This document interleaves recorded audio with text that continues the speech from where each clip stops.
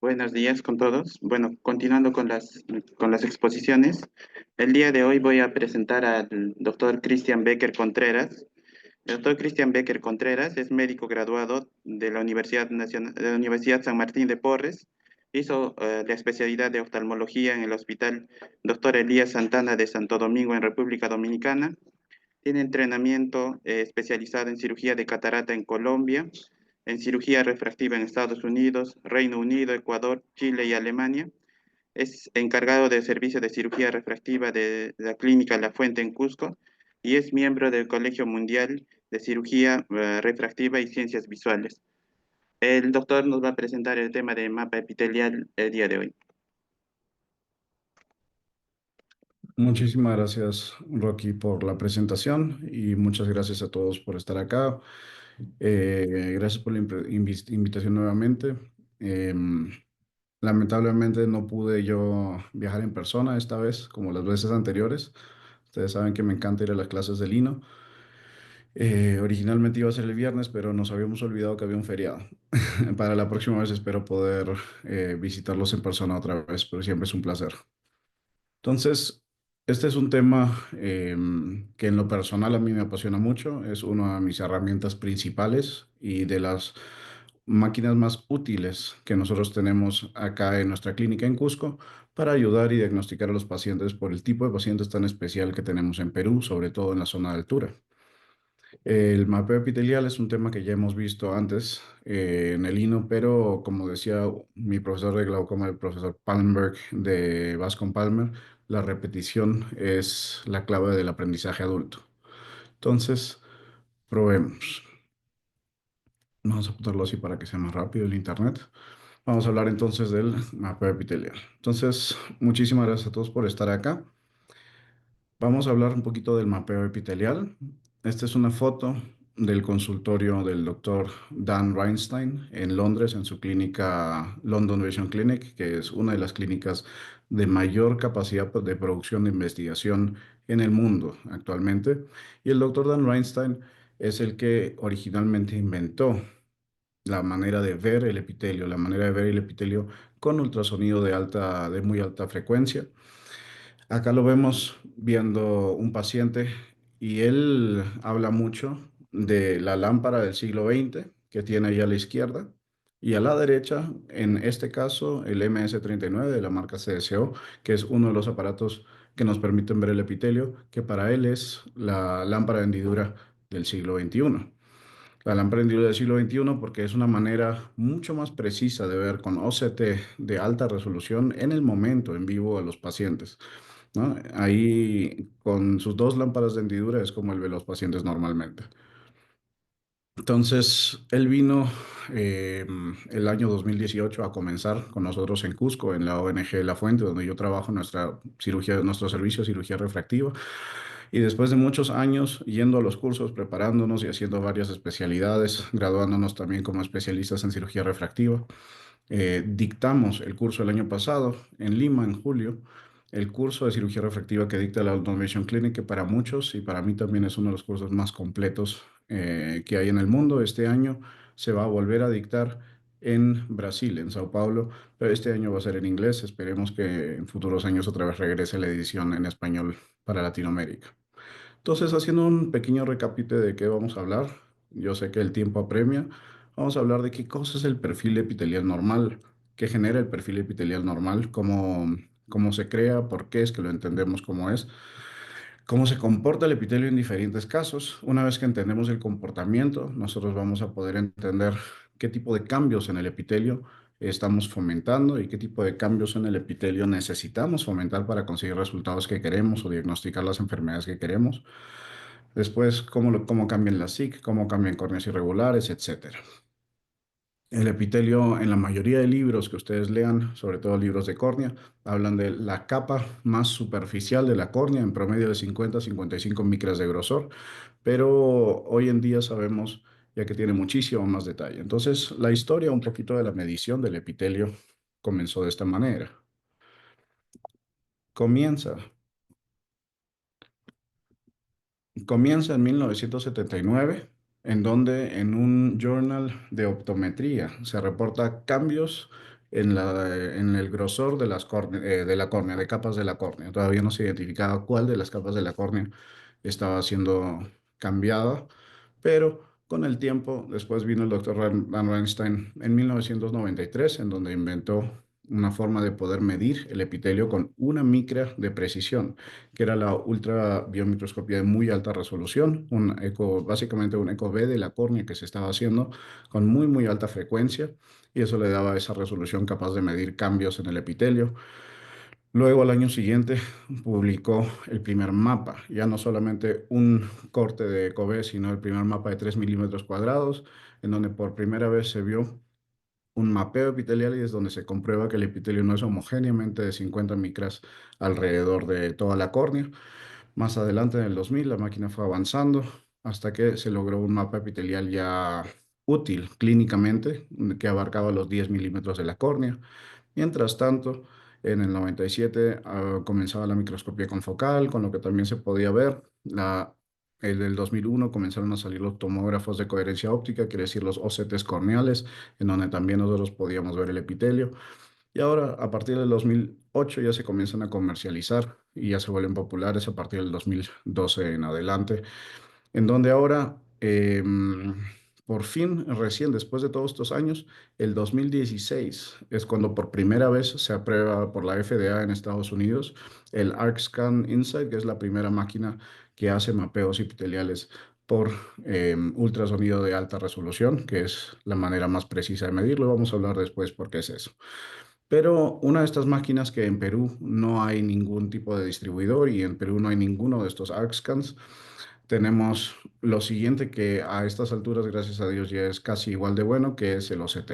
Entonces, OCT de mapeo epitelial, hay muchas casas comerciales que los están produciendo y que los están ofreciendo. Cirrus 5000, que ahora ya es 6000, el MS39 de CSO, una casa italiana que es la que yo estoy usando, el Avanti, el Anterion, hay muchas casas comerciales y todas han ido mejorando y mejorando su tecnología al ver que estos producían buenos resultados. Originalmente no se invertía en esta tecnología, en popularizarla, porque al principio se pensaba que la única función de esta tecnología iba a ser el prevenir ectasias después de cirugía corneal, después de cirugía refractiva. Pocas casas comerciales estaban interesadas en una tecnología que no fuera a dar un beneficio económico interesante. Quiere decir, voy a invertir en una tecnología que me va a decir qué pacientes menos puedo operar, qué pacientes no puedo operar. Pero luego salieron los estudios del doctor Einstein hablando de la inclusión de pacientes sospechosos, por ejemplo, usando Pentacam, Galilei, Scheinflug en general, en donde se vio que con tecnología de mapeo epitelial se pueden incluir pacientes que con otras tecnologías solo parecen sospechosos. Se descarta el queratocono de manera segura. Ahí fue donde todas las casas comerciales comenzaron a interesarse por esta tecnología. Yo tenía un interés más allá de solo excluir pacientes, ¿no? Para nosotros como médicos, el interés de diagnosticar correctamente a los pacientes debe ser la principal motivación. Entonces, de todos estos, nosotros estamos usando el MS39, el que está abajo a la izquierda, porque es el que tiene mayor resolución. Vamos a hablar de otra cosa importante ahora, aunque todavía no vamos a entrar en por qué. Todos los OCTs que hay hoy día en el mercado son muy buenos para reconocer el patrón epitelial. Patrón epitelial quiere decir a qué lado de la córnea, en qué parte de la córnea hay más adelgazamiento o hay más engrosamiento del epitelio. Sin embargo, cuando nos vamos a la resolución, ¿de acuerdo? A la resolución fina, hay una gran diferencia en donde por eso es que nosotros elegimos el M79. Yo no tengo ninguna relación comercial más que soy usuario y cliente de ellos, pero me parece que por milímetro cuadrado ellos tienen 32.000 puntos de medición de referencia versus el siguiente que es menos de 12.000 puntos de referencia. En ese sentido, la precisión, la resolución que tienen es la única capaz de ayudarnos ya para planear tratamientos. Cuando es para diagnóstico, cualquiera de los mapeos epiteliales nos va a dar el patrón y nos va a servir de igual manera. Entonces, ¿cuál es la diferencia entre el ultrasonido y el OCT? ¿De acuerdo? A la izquierda, en el primer mapa, vemos un mapa de un epitelio normal, tomado con OCT y vamos a ver las variaciones, en promedio la diferencia versus el ultrasonido que es más preciso. Son muy similares central. El epitelio central, las dos máquinas, las dos tecnologías, eh, ultrasonido y o sea, te las miden igual de bien. Pero mientras vamos hacia la periferia, y sobre todo inferior, cada vez hay más diferencias, más variabilidad en la medida, que es lo que vemos ahí. ¿Por qué? El OCT no puede distinguir entre la lágrima y el epitelio. Quiere decir, cuando medimos el epitelio con OCT, estamos midiendo epitelio más grosor de lágrima, mientras que el ultrasonido es por inmersión, desaparece por completo la película lagrimal y ahí solo estamos midiendo el epitelio como tal. Esa es la diferencia entre las dos tecnologías. Otra vez, bien usado, el OCT es excelente y comercial, ¿no? Un estudio de ultrasonido epitelial dura más o menos 20 minutos por paciente, depende del operador. Entonces, ¿cuál es el patrón epitelial normal? El patrón epitelial normal, ¿de acuerdo? No es 50 micras en todas partes como originalmente se pensaba. El patrón epitelial normal va a ser usualmente mayor abajo que arriba. El promedio, el grosor central va a ser alrededor de las 50-55 micras, quiere decir 53,4, y va a tener aproximadamente de 5 a 7 micras de diferencia entre superior e inferior. También va a tener más o menos de 1 a 2 micras de diferencia entre nasal y temporal. Hay muchos patrones normales sanos, ¿de acuerdo? Pero esta es más o menos la distribución normal de un patrón en donde vamos a ver ahora por qué se forma. Esta es la razón por la que, por ejemplo, la idea de trans-PRK, ¿no? De algunos láseres que hablan mucho de trans-PRK y etcétera, no es una no es una buena idea, no funciona bien, salvo que el epitelio sea perfectamente homogéneo en donde nosotros vemos en el patrón epitelial normal, si todo fuera 55 micras y el trans-PRK ablación a 55 micras por igual, comenzamos la ablación refractiva comenzando el estroma. Sin embargo, en este caso, nosotros vemos que si nosotros ablacionáramos 55 micras, por tomar un número de referencia para hacer un trans-PRK, estamos ablacionando en la parte superior ya un poco de estroma y en la parte inferior todavía estamos en epitelio. Quiere decir, después, cuando comienza nuestra ablación refractiva, comenzaría una ablación irregular.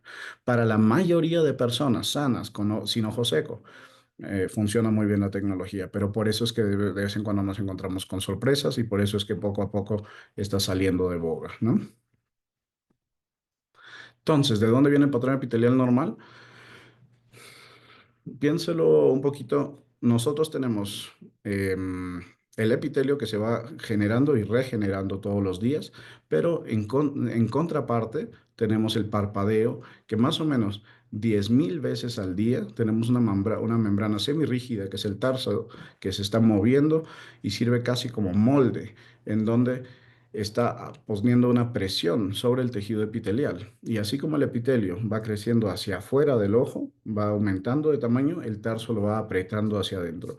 Y parpadeamos más o menos 10.000 veces al día. Entonces, esta balance entre estas dos fuerzas, tanto la fuerza hacia afuera de crecimiento natural del epitelio y el párpado hacia adentro, va moldeando el epitelio. Por esa razón, nosotros tenemos que con el parpadeo, sobre todo el superior, que normalmente está más posicionado sobre la córnea, no tanto el inferior, tenemos esa distribución de que nasal es más grueso que temporal y inferior es más grueso que superior. Entonces, hay otros patrones epiteliales normales, porque va a depender, por ejemplo, de la forma de los párpados. Acá nosotros tenemos una persona de ojos más rasgados, en donde nuestro patrón en un ojo sano va a ser central, como una bolita central, pero el párpado inferior más levantado me va a aplanar el epitelio inferior. Y eso no quiere decir que sea una persona con una ectasia, ¿no? O con algún tipo de cambio, es solamente la forma de los párpados que nos están dando esta característica. Igual, por ejemplo, en la ortoqueratología, lentes de contacto, también conocidos como lentes de contacto mal adaptados. ¿Qué es lo que está pasando? Coloca un lente que presiona sobre ciertas partes de la córnea durante la noche y al presionar en ciertas partes durante la noche, estamos aplastando o cambiando la curvatura del epitelio. Sin embargo, después de no usarlos por un día o dos, el efecto se va porque el epitelio se va regenerando. Entonces, no nos queda un efecto duradero. Acá a la derecha tenemos la foto, por ejemplo, de un epitelio mal centrado, de un lente mal colocado en inferior, en donde le está generando astigmatismo. Si ustedes ven ese corbatín en el mapa más de la derecha, más arriba, está generando astigmatismo solo por un descentramiento de ese lente, ¿no? Porque está aplastando el epitelio irregularmente, ¿no? Si estamos comparando el mapeo de un lente bien centrado con un lente mal centrado, por ejemplo, acá. Entonces, hay maneras útiles de utilizar el epitelio corneal. Y vamos a hablar entonces de los cambios epiteliales luego de las ablaciones, que es uno de los usos que más le damos. Cuando hablamos de ablaciones miópicas, lo que estamos hablando nosotros es de aplanar la córnea, disminuir la curvatura corneal para corregir la miopía. Tenemos muchos estudios, la mayoría de ellos hechos por el doctor Dan Reinstein, pero ahora replicados en todo el mundo, en donde se habla de un engrosamiento del epitelio central. Engrosamiento del epitelio central. ¿Por qué? Porque estamos realizando un cambio de curvatura y estamos aplanando el centro. Estamos bajando esas fuerzas que estaban empujando el epitelio hacia afuera en la parte central de la córnea. Entonces el tarso ahora está más suelto, más libre, ya no tiene esa contrafuerza, comienza a haber un engrosamiento central del epitelio, ¿de acuerdo? El epitelio va a ir al revés que la ablación que nosotros hemos hecho. Entonces hemos ablacionado más centralmente, el epitelio se va a engrosar centralmente. Ese es un cambio lenticular, se crea una lentícula de epitelio en el centro, por ejemplo. Entonces, acá tenemos la comparación entre los cambios epiteliales y los cambios estromales. Si ustedes ven, el estroma ha disminuido en espesor centralmente y va a aumentar el grosor un poquito periférico a la ablación. Eso tiene que ver con la biomecánica corneal. Sin embargo, el epitelio hace lo contrario. El epitelio va a agrandarse, va a engrosarse donde el estroma ha cedido terreno, por así decirlo, y al revés, y viceversa. Y mientras más es el cambio, más cambia el epitelio. Quiere decir, mientras más dioptrías hemos ablacionado, mientras más estroma hemos cambiado, más micras va a cambiar el epitelio, va a reaccionar más. El epitelio es reactivo de acuerdo a la cantidad de dioptrías ablacionadas. Acá tenemos un caso nuestro en donde tenemos un edema epitelial central y un aplanamiento de la córnea, 37 micras de grosor de curvatura central. Este es una corrección este era menos 750, me parece, el paciente, después de 3 años de tratamiento, es esta toma. Podemos ver cómo el epitelio se mantiene engrosado incluso después de 3 años. Este no es una reacción inmediata o de cicatrización o por el láser. Esta es una compensación por las fuerzas de las que hemos hablado. Es una conversación permanente, que de hecho tiene que ver parte con la regresión de los tratamientos antiguos. Entonces, para los más atentos, al medio en el mapa epitelial tenemos una zona de adelgazamiento. Eso no es una ectasia o algo. Esta zona de adelgazamiento es solamente porque a las 7.5 dioptrías nosotros en este paciente hemos usado una forma de ablación un poquito diferente, no la triple A, sino una ablación presbiópica. Entonces, cambios más se mantienen en el tiempo luego de ablaciones miópicas, ¿correcto? El epitelio es ágil, muy ágil, y el epitelio cambia rápidamente. A la izquierda, arriba, podemos ver el epitelio preoperatorio de un paciente que va a ser sometido a una ablación miópica y después un seguimiento al día, al mes, a los 3 meses, 6 meses y 12 meses. Abajo, los mapas diferenciales. Y podemos ver en el primer mapa diferencial, que va a comparar el pre-op, el previo con el del primer día, que ya comienzan a ver la mayoría de los cambios. La gran mayoría de los cambios se dan en las primeras 24 horas después de una ablación, por ejemplo, de la SIG. Esto no considera, obviamente, que no haya epitelio, por ejemplo, de PRK y los cambios son diferentes. Pero ese es un paciente de la SIG, en donde vemos la mayoría de los cambios el primer día. Luego de eso, hay todavía cambios hasta el mes. Luego de los 3 meses, el epitelio se mantiene ya casi estable de manera permanente. La mayoría de la estabilidad refractiva después de una cirugía se va a dar más o menos hasta los 3 meses. Nosotros podemos ver todavía pacientes que fluctúan después de una cirugía refractiva, pero después de los 3 meses, hasta los 6 meses, 12 meses, etcétera, los cambios ya deberían ser mínimos en términos de regresión, en términos de modificación de la refracción, salvo ya nos encontráramos con ectasias y otras cosas. Por eso después de los 3 meses hay que estar haciendo un seguimiento un poquito más minucioso. Si es que vemos algún cambio en la refracción, perseguirlo, confirmar que no sea una ectasia que se está formando. Entonces, un ejemplo de cambios después de queratotomías y en córneas irregulares, por ejemplo, nosotros tenemos un ejemplo, un caso de un ojo de 27 años, luego de queratotomía radial por miopía, ¿no? Aún después de todo ese tiempo de queratotomía radial, vemos nosotros que hay engrosamiento epitelial. Esto no solo es en reacción al láser, sino en queratotomía radial, engrosamiento epitelial en el centro y adelgazamiento en la periferia. Obviamente, en este caso no se ha sacado tejido. Porque si uno pensaría, hemos sacado tejido con el láser, lo va a reemplazar el epitelio en términos de grosor. Pero en este caso se han realizado unos cortes que han cambiado la curvatura de la córnea y el epitelio está reaccionando de igual manera. Por tanto, nosotros podemos decir el epitelio no reacciona solo a la pérdida de tejido, sino también al cambio en la curvatura.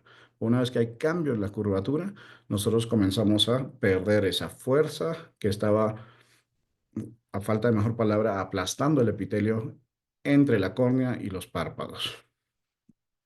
Entonces, los cambios se dan únicamente por cambios en curvatura y los cambios son permanentes. No se dan solamente por sacar tejido. ¿Y cómo se comporta en hipermetropía? Y ahora va una parte bastante importante. En ablaciones hipermetrópicas, nosotros estamos ablacionando principalmente periféricamente al centro de la córnea. Queremos hacer una córnea más curva, más prolata. El láser consume tejido periférico, dejando más tejido en el medio. ¿Dónde va a rellenar el epitelio? ¿Dónde va a responder? En la periferia. Entonces, nosotros tenemos un anillo epitelial más grueso con un adelgazamiento central. Si nosotros vemos, esto es como si fuera un B-scan de la córnea. Este es hecho con el ultrasonido. Tenemos, podemos ver el flap, ¿no? La interfase del flap, pero podemos ver el engrosamiento epitelial periférico y el adelgazamiento central epitelial. El epitelio está respondiendo a los cambios de curvatura y tratando de rellenar esos espacios. Está compensando por sí mismo. Este es un caso nuestro. Este es un MS39 de un caso de la SIC que nosotros hicimos de un paciente que era más 450. Más 450. Este es a los 2 meses de la cirugía y podemos ver exactamente el engrosamiento periférico y el adelgazamiento central epitelial.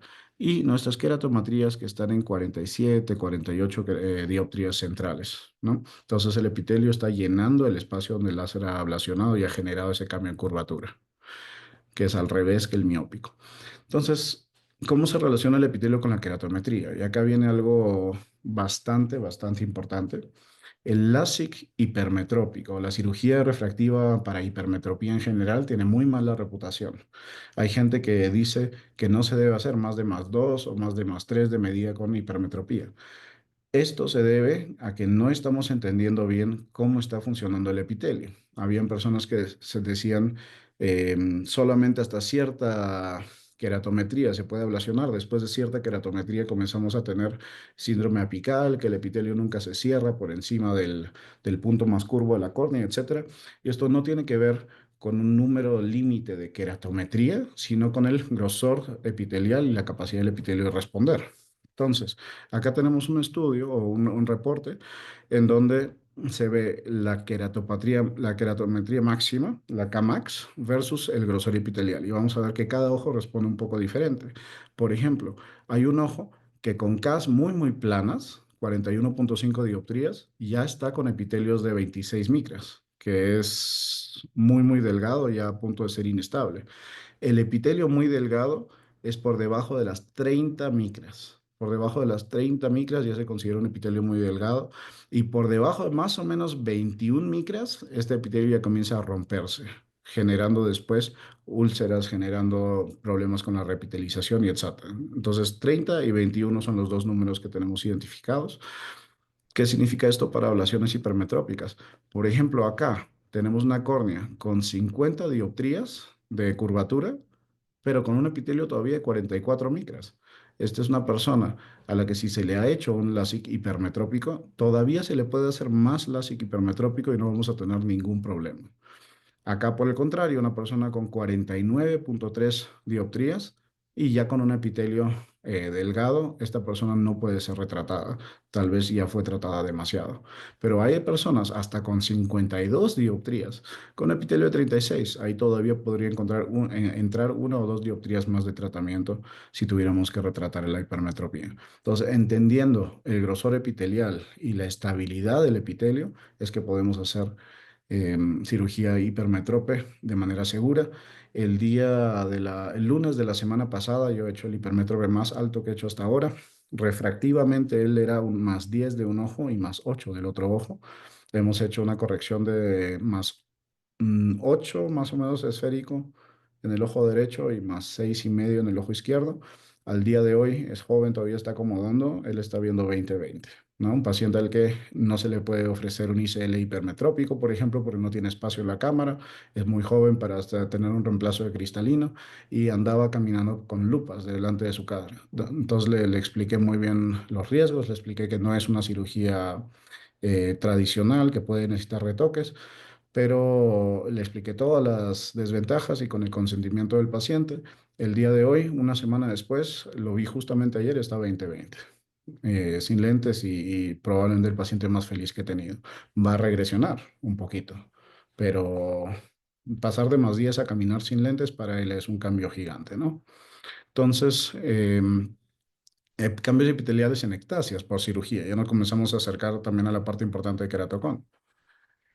Cuando hablamos de los cambios en ectasias, acá nosotros tenemos ultrasonidos modo B de córneas con RSTs, con con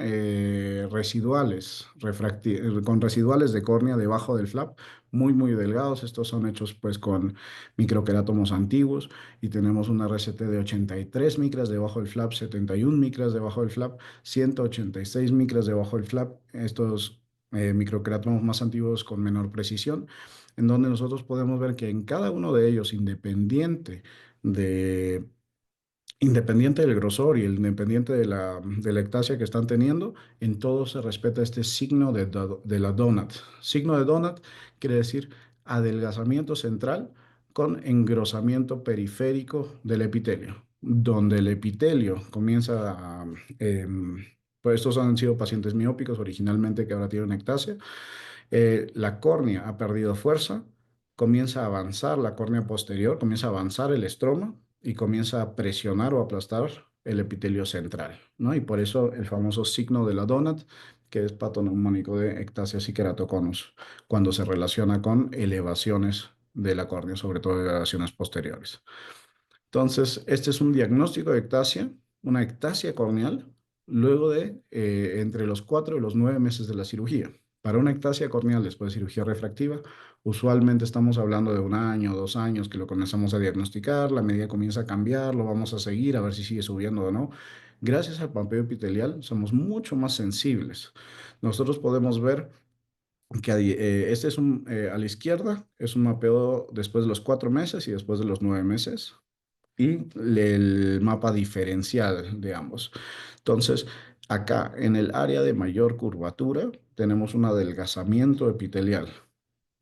Y en esa área de mayor curvatura, donde hay un adelgazamiento epitelial, este paciente tiene un aumento de 0,75 de cilindro entre estos meses. 0,75 podría ser ojo seco, tal vez no llamaría la atención, pero ese 0,75 de variación en el cilindro, más este hallazgo de un adelgazamiento focal en el epitelio, donde hay más curvatura, ya nos llama la atención a una ectasia. Ese paciente pasa inmediatamente a crosslinking, se detiene el desarrollo de la ectasia y el paciente que había comenzado, me parece, con un -5, -6, terminó plano, subió a plano -0,75 y quedó con su plano menos 0,75, todavía viendo 20/20 sin que la ectasia avance. Entonces es la importancia de no esperar a perder visión mejor corregida con ectasia, sino poder intervenir oportunamente gracias a la sensibilidad del diagnóstico, gracias al mapeo epitelial.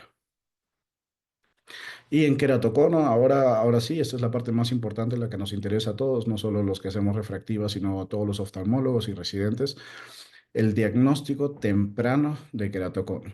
¿Cómo encontramos los queratoconos con mapeo epitelial? Esto está publicado y ya repetido, de hecho ahora se está convirtiendo en el nuevo gold standard. Entonces, ¿cuál es la teoría del queratocono? Tenemos la córnea normal, en donde tenemos la superficie posterior, la superficie anterior y la superficie del epitelio, que viene a ser la superficie corneal anterior, ¿de acuerdo? La superficie anterior. Tenemos entonces nosotros el grosor epitelial. ¿Qué es lo que pasa en queratocono? En queratocono nosotros tenemos un adelanto o una curvatura mayor focal, no, al inicio por lo menos, en queratocono inicial, de la posterior y de la anterior del estroma, ¿de acuerdo? Del estroma. Y lo vamos a ver en topografías, lógicamente. Es lo que vemos en el Pentacam, en el Galilei, en cualquiera de los topógrafos. El epitelio va a compensar hasta cierto punto, pero vamos a tener un cambio en la curvatura epitelial. Nosotros vamos a ver la topografía. Ojo, el epitelio ya está enmascarando, escondiendo un poquito la curvatura del queratocono. Por eso, cuando apareció Scheinflug, todo era ver la curvatura posterior. Belín Ambrosio se basa mucho en curvatura posterior, ¿no?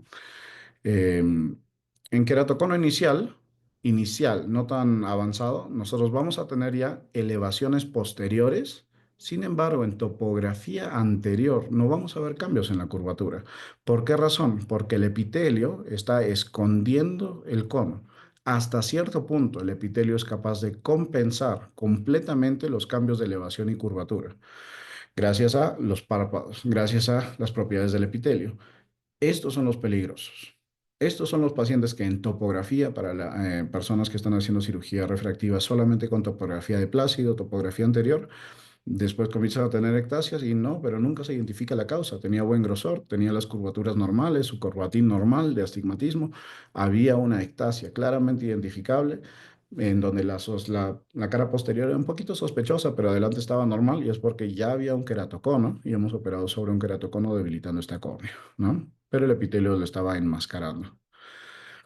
Por el contrario, tenemos casos en donde tenemos la córnea normal, el epitelio está más grueso, inferior, nos da mayor curvatura en nuestra topografía. Eso es lo que yo hablaba al principio de la presentación.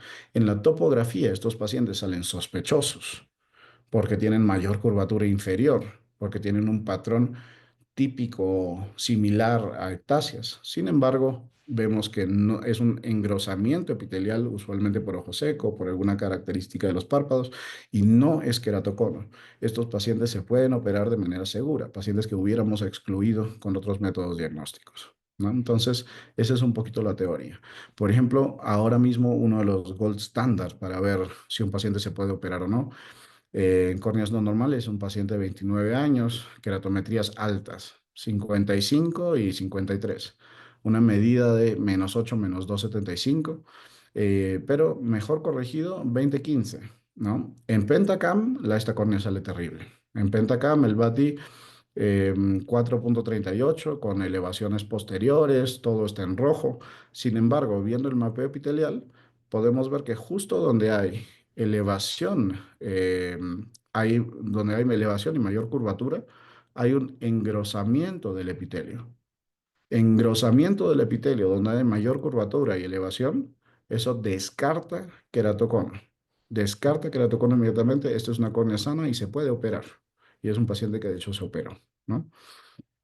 Entonces, em, córneas no normales. Acá tenemos Pentacam, otra vez nos está diciendo cuidado. Tenemos un BAD-D que está en rojo, 3,14 me parece, con elevaciones anteriores. Em, Sin embargo, vemos el patrón epitelial y ahí vemos cuál es la causa de esa elevación anterior. Tenemos un engrosamiento epitelial central marcado, donde es la mayor curvatura, el epitelio, sea por ojo seco o cualquier cosa, nos está dando esas alertas que con otros métodos diagnósticos parecerían queratocono. Este paciente puede ir a la sala de cirugía y para mejorar su visión. Entonces, todas estas topografías, en base al fenotipo de topografía, son sospechosas de queratocono, ¿no? Más inferior, corbatines extensos, corbatines irregulares contra la regla, corbatines incluso con forma de queratocono. Todos estos pacientes, su mapeo epitelial explica por qué tenemos esa topografía. Y apenas el mapeo epitelial lo explica, se descarta el queratocono. Todos estos pacientes son operables y son pacientes que no tienen ectasias, por lo menos que no deben recibir crosslinking o algún otro tipo de cirugía innecesaria. Estos son los que me dan más miedo. Córneas normales, entre comillas, en donde la topografía habla de córneas sanas y normales. Hablando solo de topografía, todas estas córneas parecen excelentes. Y en todas estas córneas, el mapeo epitelial muestra signos de adelgazamiento focal, donde después se comprobó hay elevaciones. Estos pacientes tienen estos queratoconos frustros o estos queratoconos muy, muy leves que no se hubieran diagnosticado sino hasta después de que se conviertan en ectasia. Y ahora esas son las ectasias de causa, de causa oculta. ¿Por qué me salió una ectasia si todo estaba bien? Había un queratocono desde el comienzo. Entonces, estamos destapando comportamiento de córneas. Vamos a acelerar un poquito en horas del tiempo para poder permitir alguna pregunta.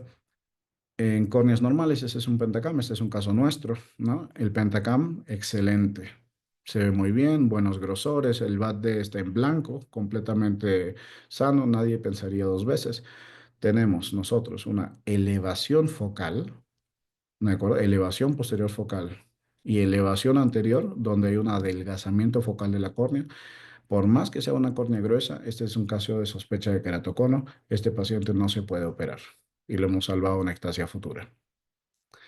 Entonces, muchos ejemplos nosotros tenemos así, córneas normales, acá una elevación inferior, inferior a la derecha, este me parece que era un ojo, sí, este es un ojo izquierdo, en donde también tenemos el adelgazamiento focal epitelial, esto es queratocono, ¿no? Con estas topografías, eso es queratocono.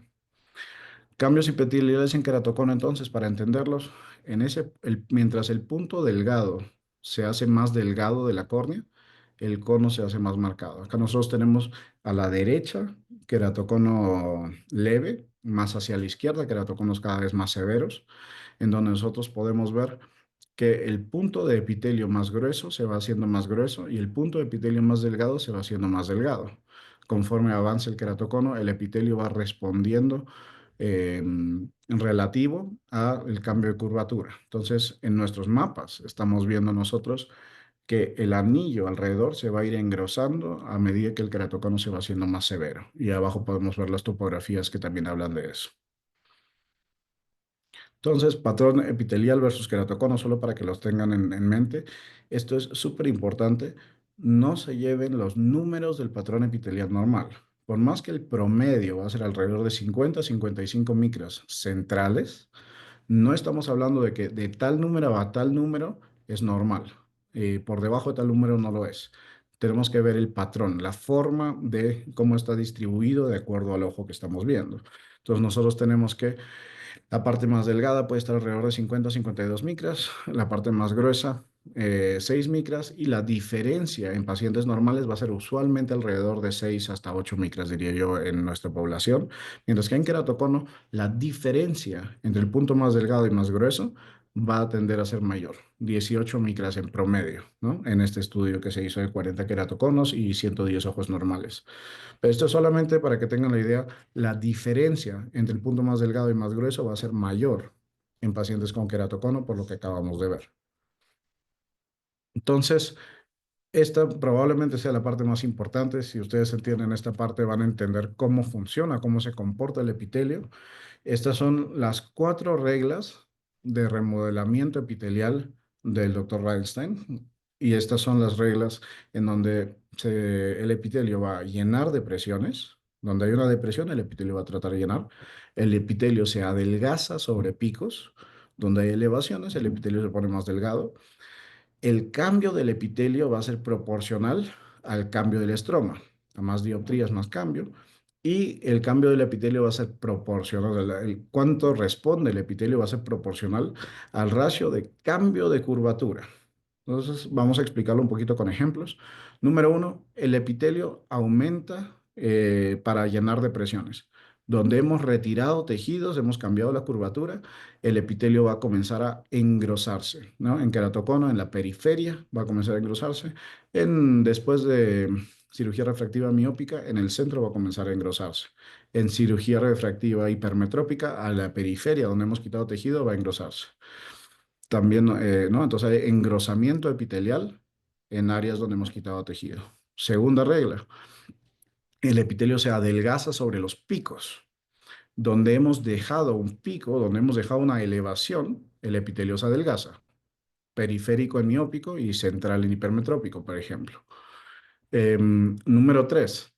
El epitelio cambia proporcional al cambio estromal. Este gráfico que yo les mostré cuando hablábamos de las miópicas, en donde mientras más dioptrías ablacionamos, mayor va a ser el cambio de epitelio. Igual para hipermetropía a la derecha. Mientras más cambio hacemos, mayor cambio del grosor epitelial. Igual en queratocono, ¿no? Mientras más severo se pone, mayor el cambio de grosor epitelial. Entonces va a ser proporcional al cambio estromal. Y finalmente, la cuarta, la cantidad de cambio va a ser definida por el ratio de cambio de curvatura. Mientras más rápido cambia la curvatura corneal, mientras más rápido cambia la curvatura corneal, mayor respuesta va a tener el epitelio. Por ejemplo, tenemos el estroma y acá tenemos un pequeño delen, puede haber sido un objeto extraño, objeto extraño que se llegó a la córnea, lo sacamos con una agujita. El epitelio va a poder compensar 90%, vamos a tener en la topografía una marquita, pero el epitelio va a poder rellenarlo bastante. Hay un cambio abrupto en la curvatura anterior, en la curvatura de la córnea, del estroma anterior. Esta es una zona pequeña, 2 milímetros. El epitelio, mucho más grueso, puede llegar a 200 micras. Entonces, acá tenemos el ejemplo, ¿no? El epitelio rellena casi por completo. Sin embargo, si nosotros tenemos un hueco más grande, llámese por ejemplo una ablación miópica, donde tenemos 4, 5, 6 milímetros de zona óptica, el epitelio va a tratar de rellenarlo, como hemos visto, se engrosa, pero no va a lograr rellenarlo completamente. Y esto se debe a que el ratio de curvatura, qué tan abrupta es el cambio de curvatura, es mucho menor. El epitelio no va a poder compensar por una zona óptica mayor. Ahí nosotros tenemos la diferencia entre las zonas ópticas antiguas y las zonas ópticas modernas, que estamos con zonas ópticas de 6.5, 7 milímetros y etcétera. Esta es la razón por la que ya no se ven regresiones, por la que una cirugía refractiva ahora no es que dura 3 meses y después regresa parte de la medida. Las zonas ópticas, ahora los láseres están mucho más afinados para generar los cambios de manera progresiva, que no hayan cambios abruptos y zonas ópticas mucho más grandes para nosotros poder realizar cirugías que no regresionen. Este es el secreto para las cirugías refractivas hipermetrópicas, ¿no? Por eso la psique hipermetrópica tiene mala reputación, no solo porque se abre el epitelio, sino porque regresiona rápido. Hago un +3, +2 y va a quedar en +2, va a caer +1. Hago un +4 y va a regresionar a +2. La zona óptica para un LASIK hipermetrópico de más de 1,5 dioptría o 2 tiene que ser mínimo 7 milímetros. A partir de los 7 milímetros, la regresión baja, depende del paciente, pero casi a cero. En ese sentido, entendiendo cómo funciona el epitelio, podemos entender por qué el lásiz hipermetrópico no funcionaba bien y por qué ahora sí está funcionando bien y está funcionando de manera excelente. Entonces, la ley de compensación. Y finalmente, y entendiendo cómo se ha comportado el epitelio, ya para terminar, entendiendo cómo se comporta el epitelio en diferentes situaciones, ahora podemos ver la ley de compensación epitelial de Reinstein. ¿Qué es lo que pasa cuando tenemos córneas irregulares? Astigmatismo irregular, por definición, quiere decir que ya tenemos un epitelio irregular. Cuando comienza a haber irregularidad en la córnea, llámese un queratocono inicial, llámese una cicatriz, llámese un DELEN por alguna razón, hasta cierto punto el epitelio va a poder corregirlo, enmascararlo. Y todavía podemos tener topografías anteriores regulares con córneas irregulares, pero desde que vemos astigmatismos irregulares, el epitelio ya está irregular. ¿De acuerdo? Si un ojo presenta una topografía irregular, por definición, el epitelio ya llegó a su máxima capacidad compensatoria. Y en estos, hacer trans PRK, hacer PTK, después PRK, etcétera, hay que tener mucho cuidado. Eso ya es de cirugía refractiva terapéutica, no cirugía refractiva normal. Ahí hay que ver el epitelio para poder saber qué cosas estamos haciendo. Entonces, la topografía puede engañarnos, por eso las mediciones topográficas son métodos inexactos, que es en lo que, de lo que dependíamos nosotros en córnea refractiva. La medición únicamente topográfica de la curvatura anterior no es suficiente para ver el estado de la córnea. Nosotros tenemos que la topografía anterior puede ser igual en todos los casos, sin embargo, la córnea por debajo nos puede estar engañando. ¿De acuerdo? Tenemos adelgazamientos, engrosamientos, etcétera. No podemos guiarnos solamente en inglés, don't judge a book by its cover, no juzgue de un libro solo por la carátula. ¿Qué cosa podemos hacer entonces para que no nos dejemos engañar? Pues medir el epitelio. Muchísimas gracias a todos por la atención. Si hubieran alguna pregunta, estoy a su disposición. Para agradecerle por su brillante exposición, doctor. ¿Alguna pregunta? Si no lo hubiera, y de todas maneras quiero agradecer a todos los asistentes. Ojalá la próxima vez podamos vernos otra vez en persona. Esta es una charla que ya hemos dado antes en el INA. También mi colega el doctor Henson en algún momento ha dado esa charla. Nosotros en Cusco, y estoy seguro ustedes también reciben muchos pacientes de todo el país, reciben bastante queratocono. Para nosotros poder hacer cirugía segura en un mar de queratoconos, el epitelio ha sido básico.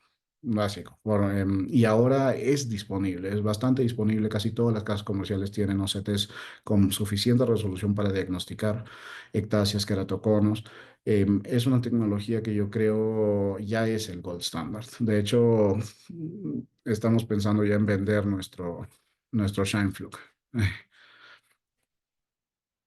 Bueno, doctor, una vez más reiterarle nuestro agradecimiento por su brillante exposición. Muchísimas gracias. Gracias, doctor. Hasta luego, muchas gracias.